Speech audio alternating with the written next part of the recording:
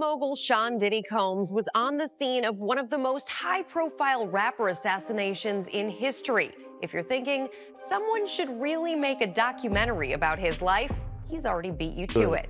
It all goes back to one point. So I have a dream. A lot of times people see your dreams as Made me crazy.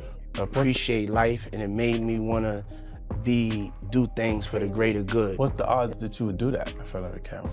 That's one of the moments where he forgot he was on tape. If I didn't say anything, you would interpret it as... In hip-hop, most beef stays coded. A few slick lines in a record, a quiet phone call. Then the issue disappears behind the scenes. But across the history of the genre, there's always been a handful of people you simply don't want to cross. Some artists keep things low-key, others move differently. They turn feuds into public spectacles and throw shade out in the open like it's a sport. These are the ones who don't just rap about beef, they live it. They pour energy into every conflict they touch. And standing right at the center of that chaos is none other than 50 Cent. He doesn't just confront rivals, he feeds off the friction. Every feud he steps into becomes headline fuel. I can't say that I can resolve a situation or beef with somebody that I can't stand this nigga. You understand what I'm saying? Like, it's not this ain't WWF. It's not like I just got rap beef with this nigga. I don't like this little nigga. It rattles the industry and keeps fans locked into the mess. Most people already know 50 Cent didn't just beef with Ja Rule. He helped derail that run when it was at its peak. Their clash became one of the most unforgettable feuds in hip-hop history. It hit so hard that the phrase "getting Ja ruled" started moving around as slang. Meaning, when a rapper gets completely dismantled in a battle. When someone gets lyrically wiped out or their reputation gets dragged beyond repair, people say they got Ja ruled. That's how far 50's impact ran. He didn't just win a feud, he shifted how people talked about these conflicts. And 50 Cent is no stranger to controversy. He'll go at anyone if there's tension, even his own family. When things went bad between him and his son, Marquise Jackson, 50 didn't hold back. Know what it feels like to have nothing, all right? And have to rebuild my life over $6,700 a month. He's been trained to believe what you seen him say in that interview when I said that he's entitled. Really, it's his mom's entitlement that's been filtered. He publicly called him a crybaby bum and accused him of just wanting a handout. Fans were stunned because most people would never take family drama to that level. But with 50, even personal issues can become another headline. It showed that when he's angry, no one's off limits, not even his own blood. But now 50 Cent might have just made his boldest move yet. And this time, it's aimed straight at one of his longest-running and most influential rivals. We're talking about Sean Combs, also known as P. Diddy or Puff Daddy, once celebrated as one of the biggest power players in music and business. Diddy's name carried serious weight. He was seen as a symbol of success and control in America's entertainment scene. But lately, everything's flipped upside down. To reflect on the darkest times in your life, sometimes you gotta do that. I was fucked up. His reputation has taken a brutal hit, with stories and accusations swirling around him nonstop. And 50, he's been watching, waiting, then pressing at the moments that land the hardest. That's helped turn Diddy's public unraveling into one of the biggest sagas hip-hop has seen in years. All of this has shattered Diddy's once spotless image. His reputation isn't just damaged, it's been torn up. We have to find somebody that'll work with us, that has dealt in the dirtiest of dirty business. We're losing. The man who was once praised for his business empire and flashy lifestyle is now surrounded by controversy, and the shine he once had seems to be fading fast. Plenty of people have tried to break down Diddy's fall through shows and interviews. There's been an endless stream of documentaries spilling details about lies, betrayals, and the wild lifestyle that's been discussed for years. Some projects dug into stories so outrageous they sounded unreal. Secret feuds, strange habits, the kind of rumors that keep fans talking for weeks. But none of them are being talked about like the latest 4-part Netflix series that's got everyone buzzing, titled Sean Combs: The Reckoning. This documentary was executive produced by 50 Cent himself. If Sean Combs watches this, what do you think he's gonna feel? Like, wow, this is amazing. I think he's gonna say this is the best documentary I've seen in a long time. And people are calling it one of the most damaging deep dives into Diddy's world. This documentary isn't just another retelling. It's tightly structured. It moves through every era of Diddy's life. It connects each chapter like puzzle pieces that lead straight back to today's chaos. The storytelling is sharp and emotional. It's packed with reveals that keep you watching. It stands out as one of the best-built docs in recent memory, blending old scandals with fresh fallout. It shows how everything unraveled for Diddy, and how his past keeps crashing back into his present. It's one of the best documentaries I've seen in a long time. But before breaking down the Netflix series, it's important to rewind. You have to see how this feud between 50 Cent and Diddy even started, right from the beginning of 50's career. 50 came into the game ready for war. He was taking aim at everyone in the industry. His track, How to Rob, released in 1999, was the spark that lit the fire.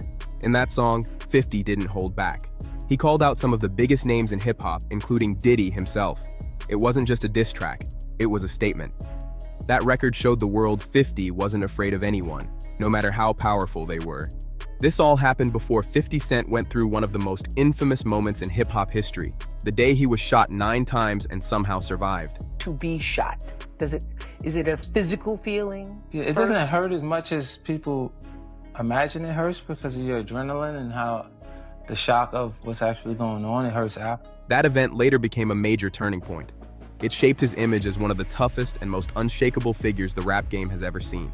That near-death experience didn't just change 50's life, it reshaped everything about him. It left a lasting mark on his voice. It gave him that deep, gritty tone fans instantly recognized.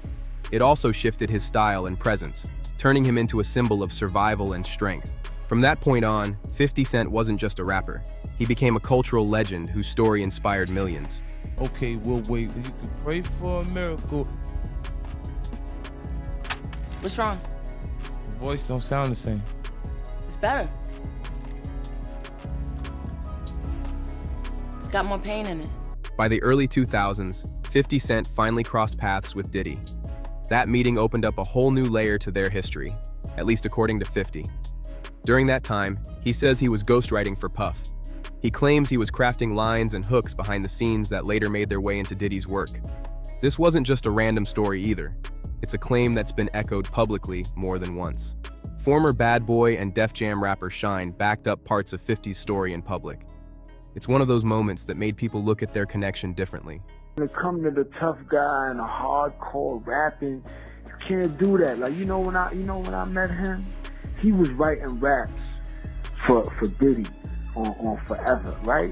And this is after he got poked up. This is after Gotti and them poked him up in the Hit Factory, and he ran to the cops and he got an order of protection. And he was walking around with the police. NYPD was holding him down.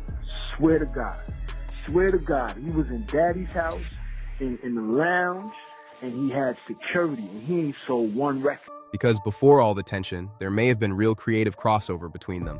Now here's where things start getting messy. Shine, who later had his own issues with 50 Cent, even called him a federal informant at one point. But back when they first crossed paths, 50 was still mostly known around New York. Meanwhile, Shine was one of Diddy's key artists under Bad Boy Records. According to 50, he wrote Diddy's verse on the track Let's Get It. He later pointed to it on his Guess Who's Back mixtape on the song Not Like Me. 50 even dropped a slick line hinting at it, saying, "Hoes be like, 50, you so witty on the D, like they heard I ghostwrite for P. Diddy." And he didn't stop there. Later that same year, 50 took another jab at Puff on the Bad Boys 2 soundtrack, ironically produced by Diddy himself, with the line, "I run the city and I don't dance around like Diddy." That line basically summed up where things were at the time, still playful, more tongue-in-cheek than serious. But everything started to shift when 50 began noticing what he described as strange behavior from Diddy. He later shared a story that early in his career, Diddy once offered to take him shopping. It was a gesture that caught 50 off guard. He joked it felt like something a guy would do for a woman he was trying to impress. He said something to me one time, a long time ago, at Chris Lighty's wedding. He told me he'd take me shopping. I looked at him like, what'd you just say? Let me move, man, before I do something. You're gonna make me mess up the wedding. Oh, that's a nice gesture. Let me get out of no, dude, take me. That's what a guy says to a girl. That moment left 50 questioning what Diddy's intentions really were. And it marked the start of a much weirder, deeper rift between them. 50 later joked that he saw the whole thing as Diddy trying to test the waters, like he was checking boundaries to see how far he could go. He compared it to Diddy, dipping his toes in the baby oil. It was a slick metaphor 50 used to suggest Puff might have been watching how 50 would react to that unusual offer. It became one of those stories that kept the speculation alive, and it gave fans plenty to debate. Not long after 50's comments started making waves, Diddy finally responded. And of course, he did it in his signature confident style. Instead of getting heated, he brushed it off with humor and attitude, acting like the whole situation didn't faze him at all. If anything, that reaction only boosted the curiosity around the tension between them. I asked 50 about that. And he said you did the same thing to him. You asked him to take him shopping.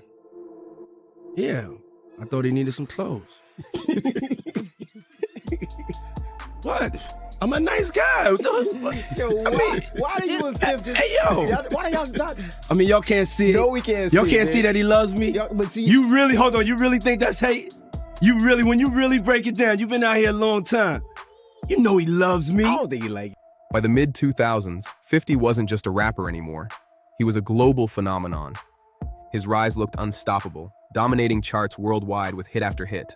At that point, people were treating him like one of the biggest forces in music. And it wasn't just about songs either. 50 was landing major endorsement deals and sponsorships, turning his name into a full-blown brand. From business moves to music dominance, he became one of the biggest stars on the planet. And his influence stretched far beyond hip-hop. Jackson again. You guys know, without a doubt, I promote vitamin water the best. Vitamin water! None of those other guys would do that. It was clear 50 wasn't like most artists in the game. He was built differently. While many rappers focused only on music, 50 had a sharp business mindset that set him apart from nearly everyone, except maybe Eminem, who shared a similar drive. 50 launched his own label. He built a clothing line.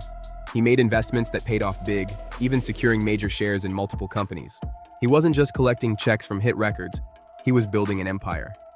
Every move made it clear 50 wasn't just playing the rap game, he was trying to own it.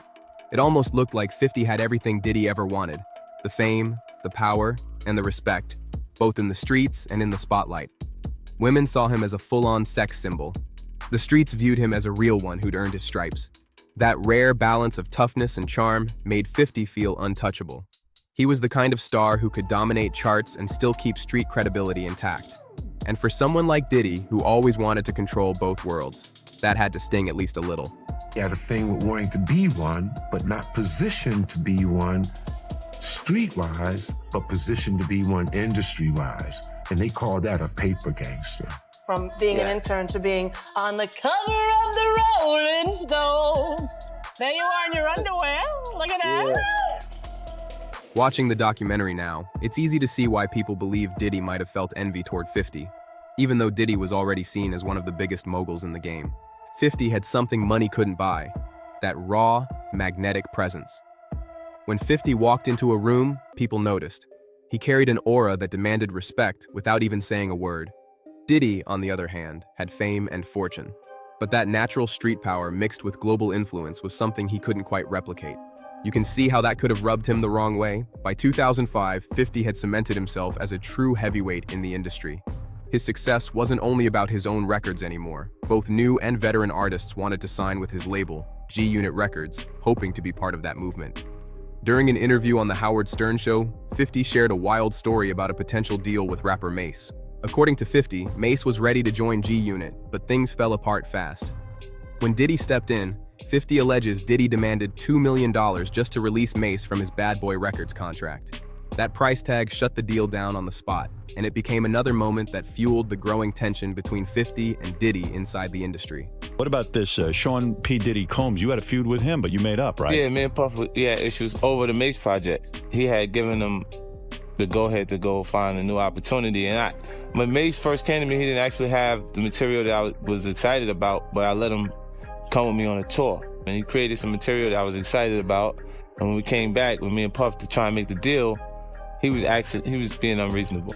Wow. I think he felt like Mace was like the last piece to his legacy, considering Biggie's not there and the Locks is gone. And I never got paid what I was worth, and I never got the respect I was worth. So this thing that I got for Puff is more like, you trying to keep me here, nigga.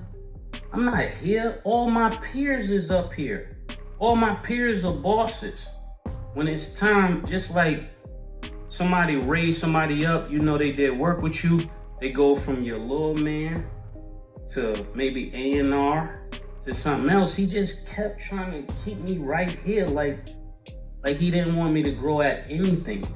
Now, you called Puff Daddy a soft nigga in one of your songs, N-I-G-G-A, in one of your songs, but you're sorry you did that now, huh? Well, I'm not sorry, because I meant it when I said it. After the Mace situation, things took a darker turn. The tone changed completely. I heard somebody yell, they shot at Biggie's car, and then I just jumped out of my car and I ran directly to his car. and like all the doors were open. 50 stopped holding back and went all in, amplifying long-running rumors that try to connect Diddy to what happened to the notorious B.I.G. It was one of the boldest claims ever pushed in hip-hop, and it sent shockwaves through the culture. What made it even more chilling is that some people later argued Diddy and Biggie might not have been as close behind the scenes as the public believed. From the outside, it looked like a tight brotherhood. But behind the curtain, the relationship may not have been as solid. 50's comments poured gasoline on that narrative, pushing their conflict into something deeper and far more personal. In 2006, 50 dropped a track called The Bomb, and it was another moment where he proved he wasn't afraid to stir the pot. On that record, he kept his trademark boldness, throwing sharp lines and heavy energy that made fans instantly pay attention. Every verse felt like a clear signal. It reminded everyone 50 was still a force to be reckoned with in hip-hop.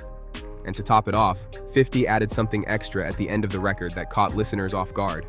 He had a knack for ending songs with a punch, whether it was a bold statement, a hidden jab, or a subtle message aimed at someone specific. That outro made sure fans knew the track wasn't just music, it was a message. By this point, it was obvious 50 wanted nothing to do with Diddy or his image anymore. He distanced himself from the Diddy hype train and started calling him out in ways few people dared to. That's not really beef though, that's just competitive. Competitiveness. All right, so you and Diddy, you and Puff cool?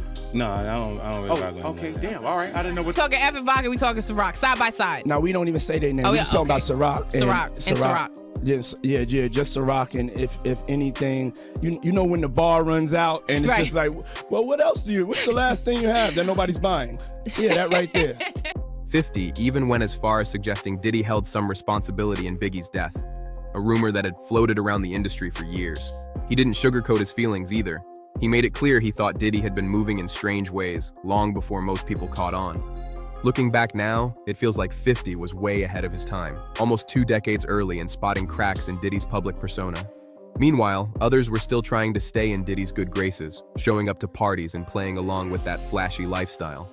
From there, 50 stayed in the shadows, cooking up diss tracks and mapping his next strategic move. The feud even spilled into the business world, with both of them going head-to-head over vodka as Diddy pushed his famous Ciroc, trying to keep his edge in the game. Meanwhile, 50 launched his own liquor brand, Effin' Vodka, stepping directly into Diddy's territory. And of course, he couldn't resist throwing jabs while doing it. He started calling Ciroc, Diddy's prized brand, Puffy Juice, mocking both the name and the image Diddy built around it. The nickname caught on fast. Fans repeated it all over social media, turning 50's joke into yet another viral moment in their long-running rivalry. 50 didn't stop at jokes either. He took it a step further. According to 50, he bragged that Effin' was better because it was wheat-based, and he framed it as smoother. At the same time, he kept mocking Diddy's brand, calling Ciroc Puffy's Juice, and pointing out it was grape-based. It was classic 50, turning a business rivalry into another loud chapter of his feud with Diddy. Now that the music battles, business rivalries, and even those so-called shopping sprees have been covered, it's time to dig into what many people believe is the real reason 50 keeps pressing Diddy, and why it feels personal. In recent years, Daphne Joy, real name Daphne Vez, became a major part of the story. She's a model and actress, and she also happens to be 50 Cent's ex-girlfriend and the mother of his youngest son, Sire Jackson. The two dated between 2011 and 2012, but the relationship ended shortly after Sire was born. Things between them weren't smooth. Their split involved accusations of domestic disputes and property damage, though the domestic abuse charge was later dropped. Fast forward nearly a decade, and in 2021, photos started surfacing of Daphne spending time with none other than Diddy on luxury getaways, and social media went into a frenzy. That's when 50 kicked off one of his most ruthless trolling streaks. He posted a photo of Diddy and Daphne together with the caption, "Nah, me and Puff fight over business. If he liked the girl, he liked the girl. I don't care." But he didn't stop there. Not long after, 50 shared another post, this time a photo of himself with their son Sire, joking, "Oh snap, that's your mommy over there with Puffy. These women be wild." It was pure 50. He turned a personal situation into viral entertainment while keeping his rivalry with Diddy loud and alive. The fuck with Diddy? No, that was ahead of the thing with Daphne or whatever like that. But y'all, man, I ain't kissed in the mouth in 10 years, man. Somebody got to kiss him.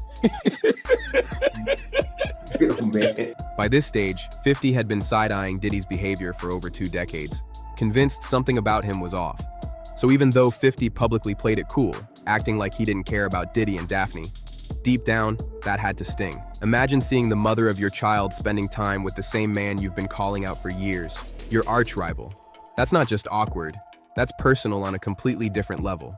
Even for someone as unshakable as 50, watching that unfold had to hit hard, especially considering how long he's viewed Diddy as someone he can't stand or trust. Things escalated even more when the Diddy files started circulating. In March of last year, music producer Rodney Jones filed a lawsuit against Sean Diddy Combs, making allegations of sex trafficking and describing disturbing claims about what allegedly happened behind the scenes. In that lawsuit, Daphne Joy was named as one of several women who were reportedly receiving monthly payments from Diddy, allegedly to help recruit others into his circle. This is where the framing matters. These are allegations in a civil filing, and the situation has remained legally contested in the public conversation. Still, when that news broke, 50 wasted no time jumping back into the chaos, and his reaction was classic 50. He went online and unleashed a storm of posts aimed at Diddy and Daphne with full force. One of the comments that went viral read, "I didn't know you as a sex worker. LOL. Your life's a movie. You moved a mile away hoping to have another baby with me, but I was busy, so you went back and started getting money from Brother Love." And he didn't stop there either. Shortly after, 50 appeared on stage with Nicki Minaj. At the end of his set, he took another public jab, using the moment to keep attention on Diddy's scandals and to make it clear the feud wasn't cooling off anytime soon. While all of this was unfolding publicly, 50 decided to take things to court by filing for full custody of his son, Sire Jackson. In his filing, 50 claimed Daphne Joy had allegedly been involved in Diddy's so-called freak-offs, arguing it created an unsafe environment for their child. Daphne fired back immediately, calling his claims complete lies and strongly denying any connection to those allegations or any kind of illegal activity. This back and forth wasn't just about custody. It showed how personal the entire situation had become for 50. It wasn't only about old beef, business, or music anymore. It was about protecting his family while watching his longtime rival's empire buckle from the inside out. Many people believe this is exactly why 50 pushed even harder to bring Diddy's secrets into the light, pouring energy into creating and executive producing the Netflix documentary, Sean Combs: The Reckoning. The project presents Diddy's alleged manipulative behavior, questionable power moves, and darker angles to a global audience. Through it all, 50's mission seemed clear. He didn't just want payback anymore. He wanted the world to see Diddy without the filters, without the glossy image, and with the most controversial parts put front and center. 50 didn't just attach his name to the documentary, he actively helped bring it to life. Behind the scenes, he connected producers with key sources who might not have spoken out otherwise. Many of these insiders had stayed quiet for years, worried about the fallout that could come from exposing Diddy's world. But with 50 backing the project, they felt safer. That cosign gave their stories weight and credibility, showing how invested 50 was in making sure every hidden detail finally surfaced. For years, people laughed at the jokes about baby oil and the rumored freak-offs, thinking it was just 50 clowning around. But what many didn't realize was that those stories were only scratching the surface. The documentary pulls back the curtain on 3 decades of alleged manipulation, power moves, and betrayal tied to Diddy's rise.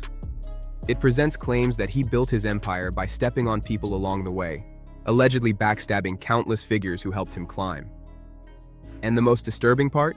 Even the notorious B.I.G., the man the public believed was his closest friend, has been included in rumors about betrayal.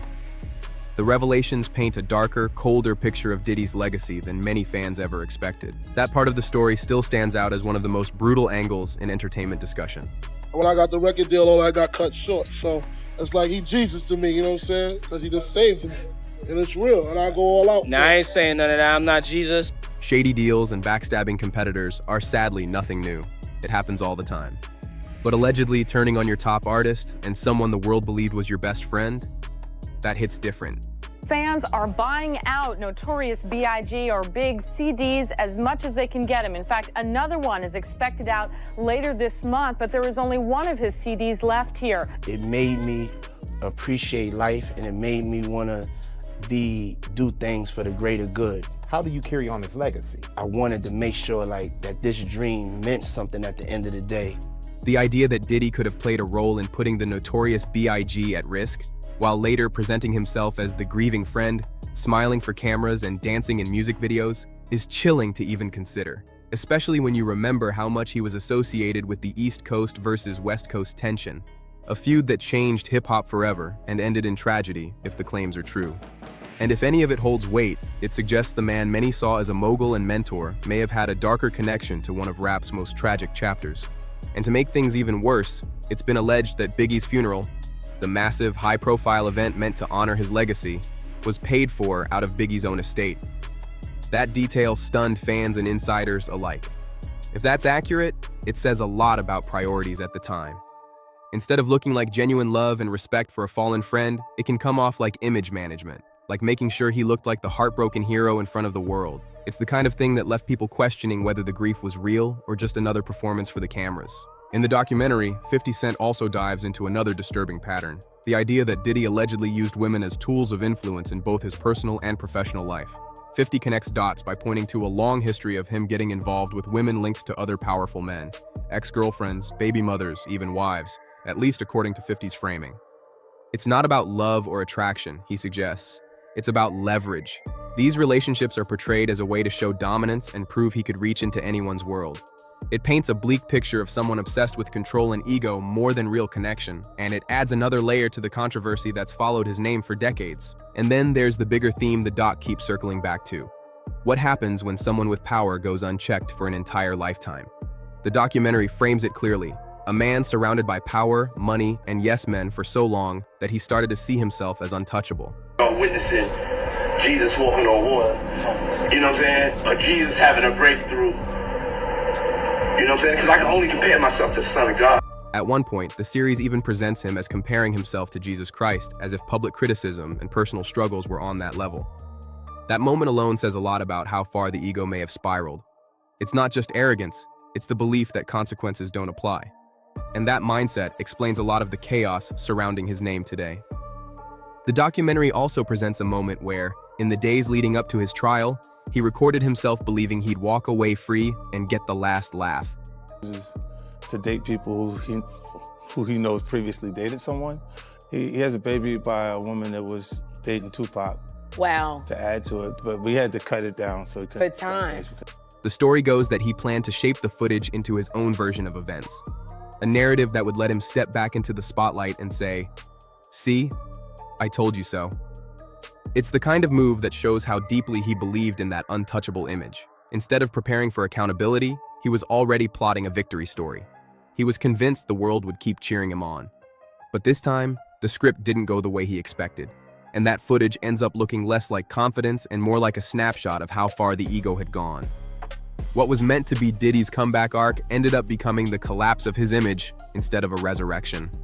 It turned into the reckoning, the brutal unraveling of what was left of his reputation. The series includes footage presented as part of his own redemption plan, and once that material hit the screen, the impact was immediate. It showed a side of him that left viewers stunned, cold, detached, and disturbingly self-absorbed. The documentary didn't just question his choices, it framed him as someone who spent decades building an empire through manipulation and control. If you haven't seen the 4-part Netflix series Sean Combs' The Reckoning yet, it's worth watching. Not because it tells you what to think, but because it lays out how power, image, and influence can stack up over decades. And how fast that can flip when public pressure hits. And no matter where you land on the debate, one thing is hard to ignore. 50 Cent doesn't treat conflict like a moment. He treats it like a long game. He watches, he waits, and when the timing is right, he turns the spotlight into a weapon. Now here's the real question. Is 50 doing this because he genuinely wants accountability, or because he knows exactly how to capitalize when a giant starts wobbling? And if you watched the doc, what was the single moment that made you pause and think, this is bigger than music? Because in the next video, we're not just going deeper. We're laying out the timeline, the key turning points, and the quiet connections that keep showing up in the background, including a few names most people don't even realize are tied to the story. So drop your take in the comments. Was this calculated or necessary? And if you want the next part, comment one word, reckoning.